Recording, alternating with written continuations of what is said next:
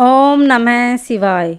महाशिवरात्रि व्रत कथा से जुड़ी एक पौराणिक कथा।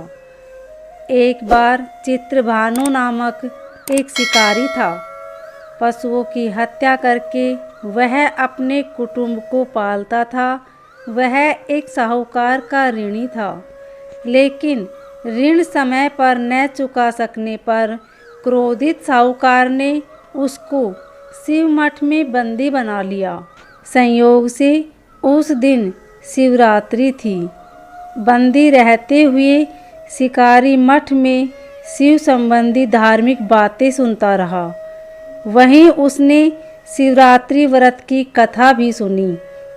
संध्या होने पर साहूकार ने उसे बुलाया और ऋण चुकाने के लिए पूछा, तो शिकारी अगले दिन सारा ऋण लौटा देने का वचन दिया।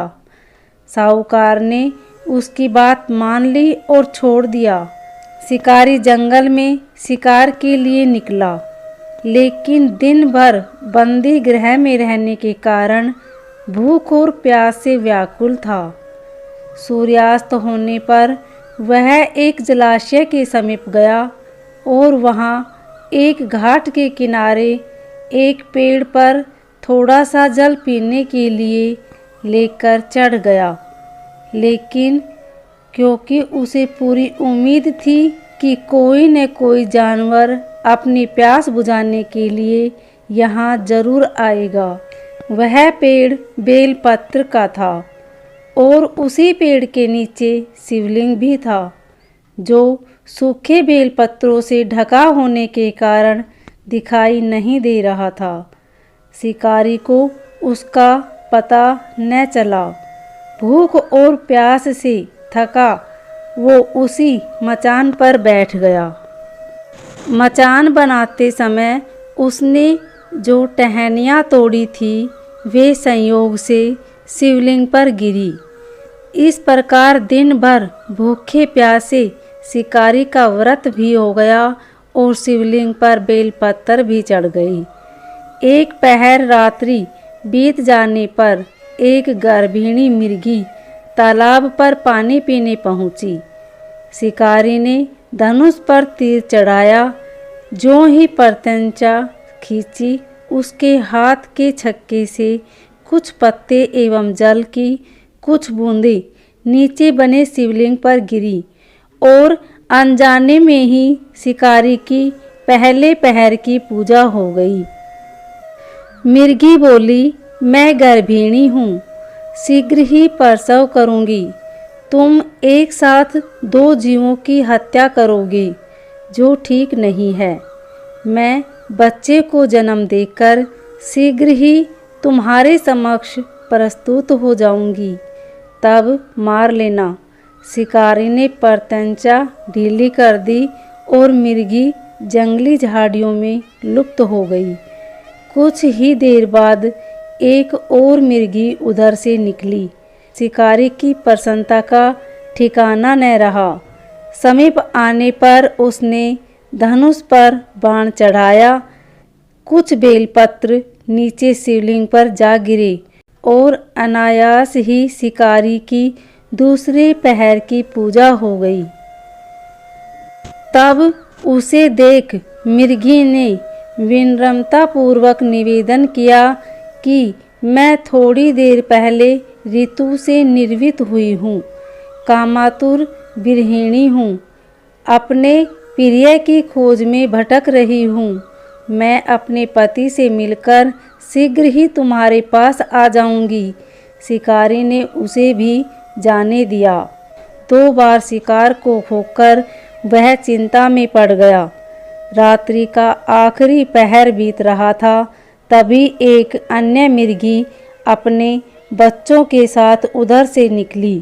शिकारी धनुष पर तीर चढ़ाकर छोड़ने ही वाला था कि मिर्गी बोली, मैं इन बच्चों को इनके पिता के हवाले करके लौट आऊंगी। इस समय मुझे मत मारो। शिकारी हंसा और बोला, सामने आए शिकार को छोड़ दूं? मैं ऐसा मूर्ख नहीं।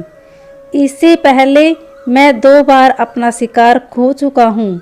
मेरे बच्चे भूख प्यास से तड़फ रहे होंगे।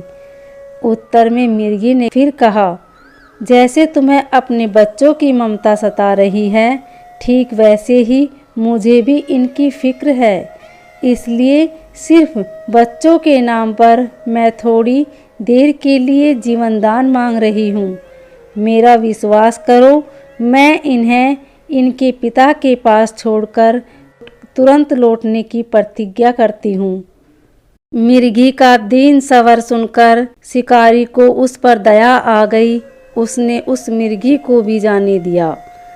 शिकार के अभाव में बेल वृक्ष पर बैठा शिकारी बेल पत्तर तोड़ तोड़ कर नीचे फेंक रहा था।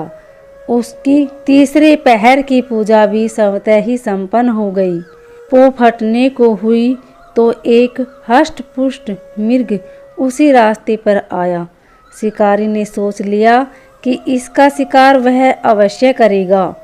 शिकारी की तनी पर तंचा देखकर मृग विनती स्वर में बोला, भाई, यदि तुमने मुझसे पूर्व आने वाली 3 मृगियों तथा छोटे छोटे बच्चों को मार डाला है तो मुझे भी मारने में विलंब न करो, ताकि मुझे उनके वियोग में एक क्षण भी दुख न सहना पड़े।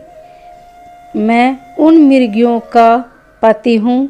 यदि तुमने उन्हें जीवनदान दिया है तो मुझे भी कुछ क्षण का जीवनदान देने की कृपा करो। मैं उनसे मिलकर तुम्हारे समक्ष उपस्थित हो जाऊंगा। मृग की बात सुनकर शिकारी ने सारी कथा मृग को सुना दी। तब मृग ने कहा, मेरी तीनों पत्नियां जिस प्रकार प्रतिज्ञाबद्ध होकर गई है, वे मेरी मृत्यु से अपने धर्म का पालन नहीं कर पाएगी। अतः जैसे तुमने उन्हें विश्वास पात्र मानकर छोड़ा है, वैसे ही मुझे भी जाने दो। मैं उन सब के साथ तुम्हारे सामने उपस्थित होता हूँ। उपवास, रात्रि जागरण तथा शिवलिंग पर बेलपत्र चढ़ने से शिकारी का हिंसक हृदय निर्मल हो गया था। उसमें भगवत शक्ति का वास हो गया था। उसके हाथ से धनुष तथा बाण छूट गया और उसने मृग को जाने दिया। थोड़ी ही देर बाद वह मृग सपरिवार शिकारी के समक्ष उपस्थित हो गया, ताकि वह उनका शिकार कर सके। किंतु जंगली पशुओं की ऐसी सत्यता, सात्विकता एवं सामूहिक प्रेम भावना देखकर शिकारी को बड़ी ग्लानि हुई। उसके नेत्रों से आंसुओं की छड़ी लग गई।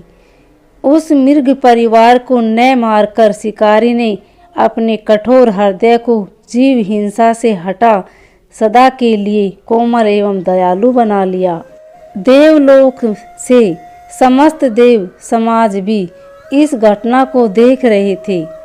उसके ऐसा करने पर भगवान शंकर ने प्रसन्न होकर तत्काल उसे अपने दिव्य स्वरूप का दर्शन करवाया तथा उसे सुख समृद्धि का वरदान देकर गुह नाम प्रदान किया। यही वह गुह था जिसके साथ भगवान श्री राम ने मित्रता की थी। इस प्रकार महाशिवरात्रि पूजन पौराणिक व्रत कथा समाप्त हुई। उम्मीद है आपको यह कथा अच्छी लगी होगी। अगर अच्छी लगे तो वीडियो को लाइक, शेयर, सब्सक्राइब जरूर करें। कमेंट में ओम नमः शिवाय अवश्य लिखिए। धन्यवाद।